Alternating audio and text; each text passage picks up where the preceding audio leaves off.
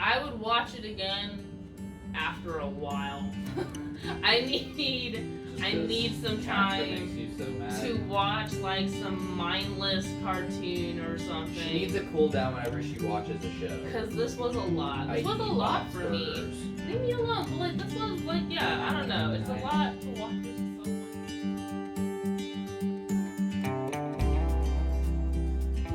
Hello and welcome to our channel. Welcome back. I am Elle. And I'm Ryan. This is Ryan. Isn't he so pretty? Wow. And on this channel, sorry. You're making me laugh. You Stop. can do it. I believe in you. Oh my gosh. Sorry.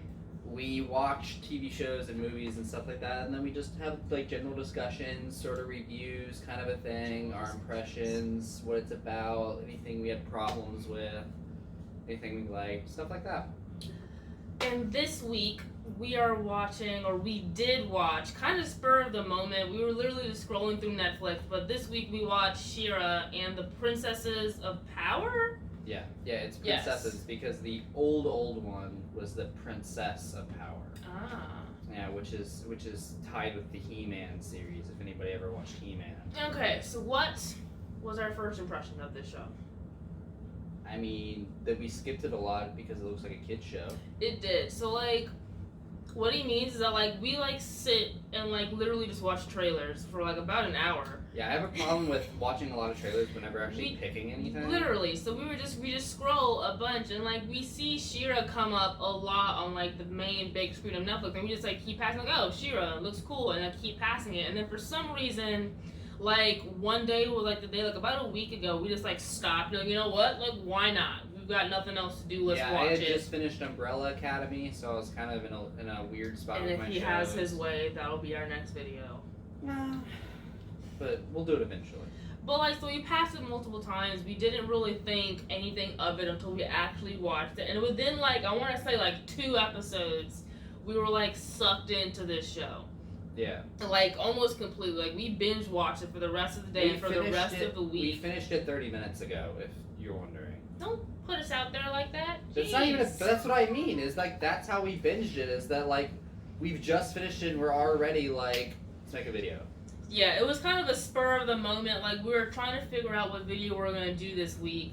And then we were just like, why not She-Ra? So, like, we know that it's not, like, the most, like, on-trend topic right now. But, like, it's a show that, like, we think that people should watch. And I think that that's what we're going to mostly stick with. It's just, like, not just on-trend shows. But, like, shows that we actually like and shows that we think that people should watch and that are actually that good. Like, shows that people skip. Shows that people skip and pass by on Netflix, so like maybe they should give a chance. Yeah, so yeah, that's the big I mean, first impression is that like we skipped it a lot just because it looks like it's reminiscent of like shows my sisters used to watch when I was a kid, like especially My like Little the Unicorn Pony and stuff it's like a little that. Cheesy. Yeah, so it's YTV7 or TVY7, so it is a kid show. But to be fair, Gravity Falls is TVY7. And we had a lot of things to say about that.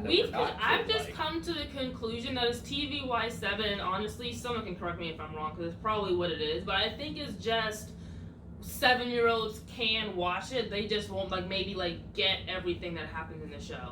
It just means that the content within the show, the violence, the language, and all other content is suitable for children of ages 7 and older. Yeah. Not necessarily that the story or any complexities of the story are going to be, like, it has nothing to do with that. It is entirely, like, violence and language and all that kind of stuff. But, like, so, like, I guess with the story, like, what kind of drew us in is how, like, surprisingly complex the characters were. Because within the first couple of episodes, you meet the 2 characters, Adora and Catra. And they seem, like, super close, and then they go off the way that teenagers and kids do. And then Adora finds this sword, and like it's a super cool sword. It's basically like calling her name. It's basically for the rest of her show, like her calling who she is, and she ends up leaving the horde, which is what like she's they're part of. Child soldiers, basically. Just like to throw that out. They're child soldiers, and so what happens is that Adora leaves, but like she leaves. First of all, she was kidnapped. And then, like, Catra comes back, tries to, like, save her, tries to bring her back home. But she doesn't want to be saved. Yeah, and Adora's like, I'm not going back. Like, do you see what they're doing? And the Horde is obviously a Horde. Like, honestly, I feel like anytime you hear the word Horde in any show, the bad guy. they're doing the exact same thing. They're the bad guys. Like, the Horde is always, like, this massive space people thing, and they're coming to colonize. That's basically what they're doing. It's fair. Every Horde. But, so she's like, I'm not going back to the Horde. I see what they're doing. I don't want to go back. I want to stop them. And then she says, come with me.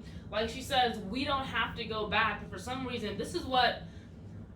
First L warning of this episode. Oh, first of many? First L warning. What are we, 5 minutes in? Yeah. But, like, that's what, like, makes me annoyed with the character Catra, is because she, yes, Adora leave, but she asked you to leave with her, and for the rest of the show, Catra's like, she left me. And she spends, like, basically her life's work, almost, is to destroy Adora and all her friends and destroy the world. But with that, you have to mention Catra's massive psychological and abusive issues. Which is, like, crazy that within a kid's show, within, like, 2 episodes, that, like, you can recognize and understand that Catra's got she's got some things going on. Catra and Adora both, but especially Catra were both physically and mentally abused as children. Yeah. So Adora leaves and Catra flips out. That's like one of the first things that, she has massive abandonment issues. She does have and very bad superiority abandonment complex, and Catra's got a lot of issues going on. Yeah, and then another thing, like, complexity wise, that kind of caught our attention was when Glimmer and Bo first showed up. So the first 2 good guys that we see. So, like, Glimmer is the princess of, she is a princess of, yes, Bright Moon, and Bo is her friend, and they are going, and don't they, like, hear, or, like, some sort of, like, signal that they get? Yeah, Bo gets, like, a signal. Yeah, and so they go and find it, and, like, it turns out that the signal is Adora. So they find Adora. It's the sword. Well, she's with the sword. I guess, yeah. And so they find her, and they're, like, super buttholes about it. They're like even though, like, Adora's like, yes, the Horde, but I guess this is before they know that the Horde are people, basically, kind of thing. Like, they aren't humanized to them. I will say that's one thing, is that, like, on both sides have this, like, thought that, like, neither one of them are actually people. Like, the princesses think the Horde are just, like, monsters that, like, have no feelings, and the Horde thinks that the princesses are the same way, so I will give them that. So, yeah, so, like, one thing of, like, the transformation of Glimmer, because when I first met Glimmer, I didn't really like her that much. She had so many issues with Glimmer. I didn't really like her that much, but, like, again, like, by the end of that episode, she got better. She literally even apologizes for her behavior. She's like, I'm sorry, I'm really, really on edge. Like, I didn't know who you were. Like, I didn't know you until, like, now, and I'm sorry. And then, I don't know if you guys have noticed, but, like, I feel like the names are a little on the nose. Adora, Catra, she's a cat, basically. She's a cat person. Glimmer, her power is literally, like, sparkles. Bo, guess what he fights with? A bow. And it's not B-O, which you would assume No, it's straight up it's B-O-W, as in bow. a bow and arrow. Which, those are, my biggest thing is, those aren't even the most on-point names. We're not going to talk about the princess who throws net, whose name is Net Tossa. And Spinnerella. And the princesses who controls wind is Spinnerella. Yeah, and or then the worst one of all, the head sorceress name is Castaspella. Guys, I'm not making this up. These are their names. Oh, we wish we Their could. parents named them these things. But, like, it's weirdly endearing. I don't know, it's super weird. Like, Bo's adorable. I love Bo. I mean, I understand the reason. It is a kid's show in the end. So, like, I understand the reasoning. It just, come on, guys. And so, I mean, I guess with that, I don't know if you guys have noticed, but also a lot of the main characters so far have been women, like females. It's true. Like, I would say, like, 85% of the characters are females. Yeah, and so, like, so Adora and Catra, I guess, like, they're best friends, obviously, from childhood, but it ends up growing up into more, which is another thing that we notice in this show, is the diversity and the, like, representation of, like... Very LGBTQ heavy. Yeah, so there's, like, a lot of, like, gay, same-sex, relationships, there's even a non-binary character. Yeah, it's very... Yeah. Representation heavy. Yeah, and it's really cool. 'Cause With I feel the two main characters, I would say being in love with each other and and they both kiss being women. at the end of the show. So like, okay, so like this, I just thought about this. So like, I feel like it's nice to see that in TV nowadays, because like again, like we just talked about how this show is TVY7, so these are kids who are gonna be watching this show.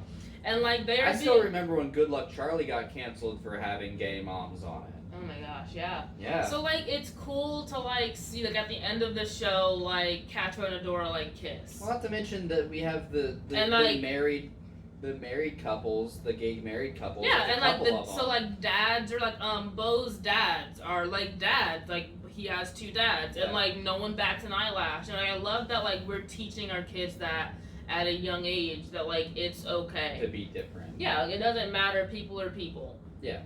So I really do like the representation in this. Like I know that some people that there is a lot of like over representation. That there like might be too many too many lesbian couples. Yeah. So that is one thing, is that whenever I watch a show, I always get really into it. So like I actually was on the wiki and like looking at stuff, and the wiki says that there's like every character's gay in some way, or every character's bi or something like that. And I was watching the show and I was like looking out for it and stuff.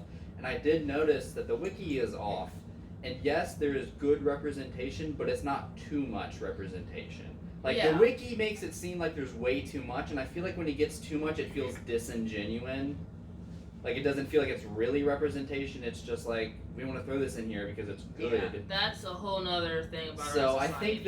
I think this show actually had a good, sparse, like, difference diversity. It was good. It wasn't just a ton of representation with no, it wasn't over-representation. Yeah. But like that's just like, again, like not to like repeat myself so many times, like that's what makes this show is so cool, like, is how complex it is. So like we even during the show, it's so complex, like on like an adult level, that like we like almost had an argument because we couldn't figure out what side is like the good side, because both sides, like, even the bad side, even the hordes, even Hordak and Catra, another character, Shadow Weaver, I feel okay. Real thing. Her name, I feel like it's a little less on the nose. Like her name sounds like a bad guy name. Her name sounds like a title, not like her name. Exactly. Like nobody named her Shadow Weaver. She took the title of Shadow Weaver. But yeah, so like it was really hard to pick a side almost. Well,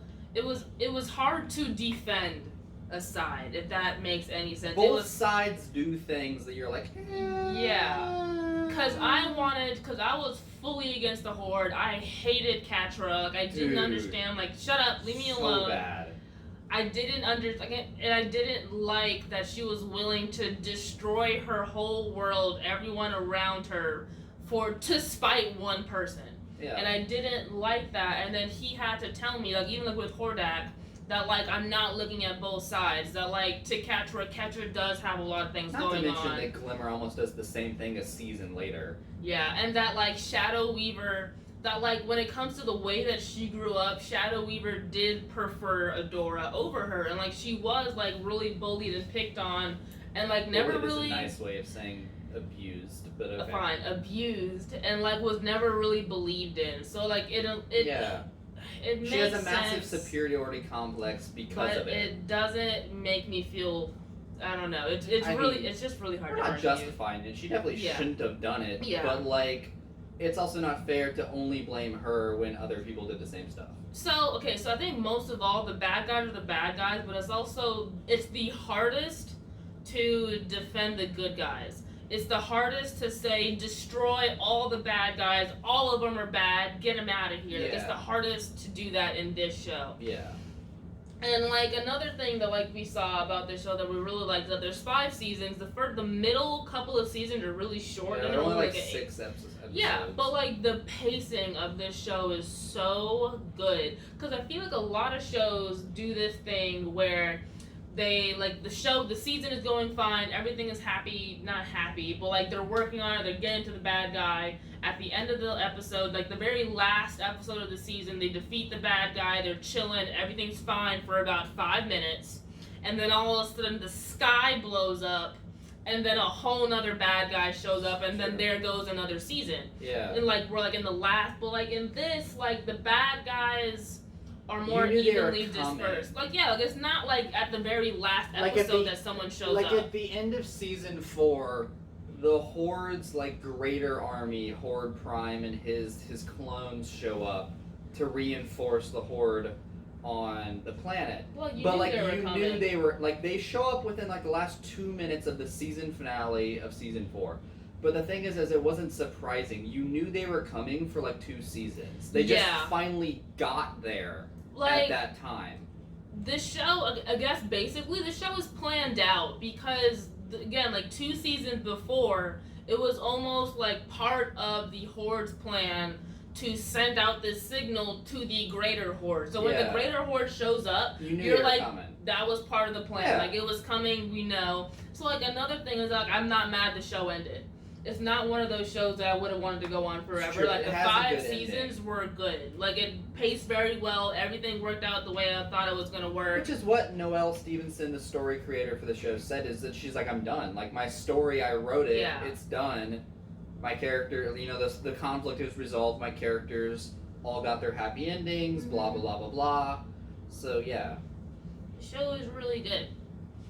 And then another thing that you know what, you can do that one, I don't know. Which one? The bad guys.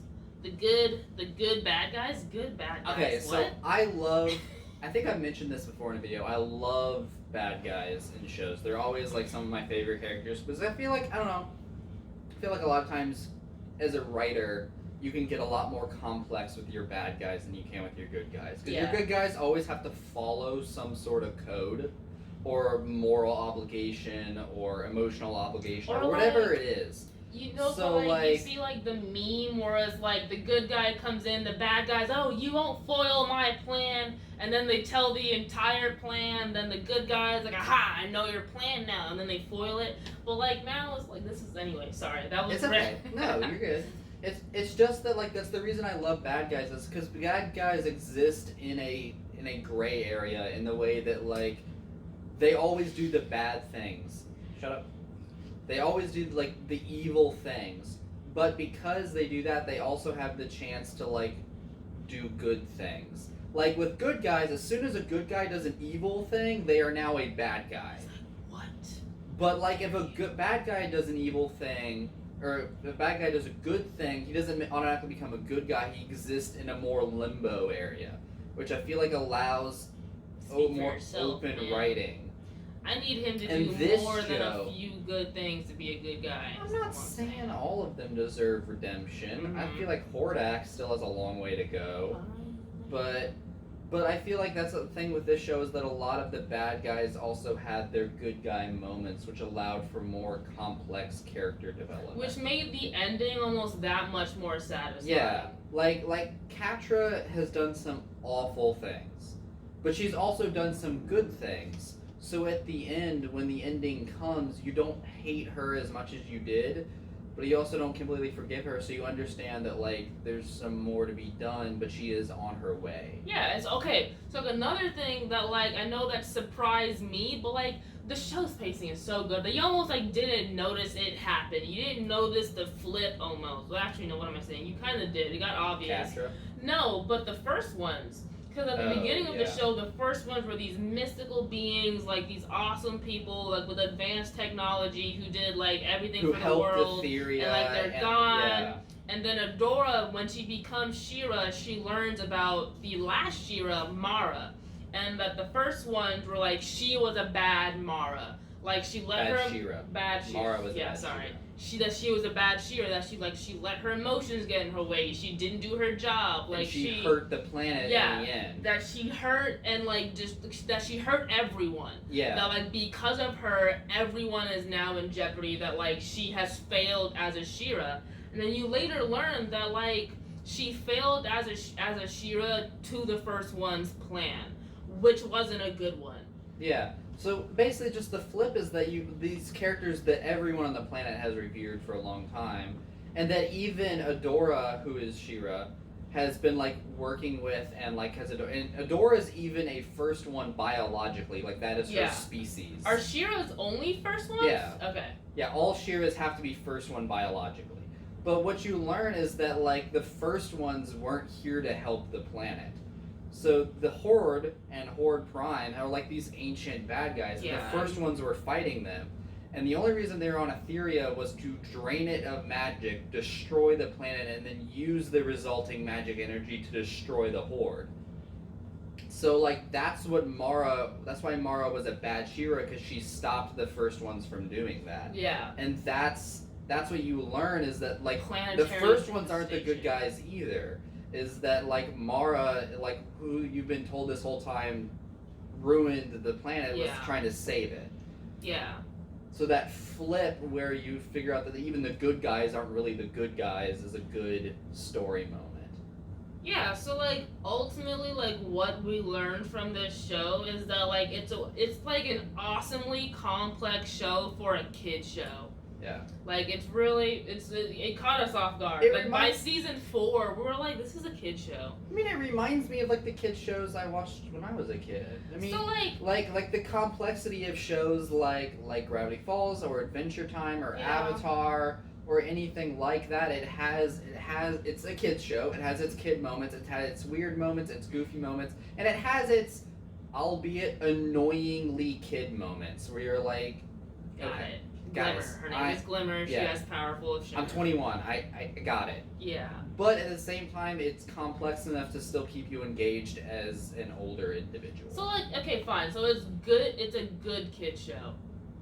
Can I say that then? Yeah, it's not Game of Thrones, but like it's the Game of Thrones of kid shows. Like there was one moment. Okay, so there's just so the non-binary character, they call them themselves. Yeah. Yeah. Double and like trouble. and so like when they this is gonna be really hard. But like when they were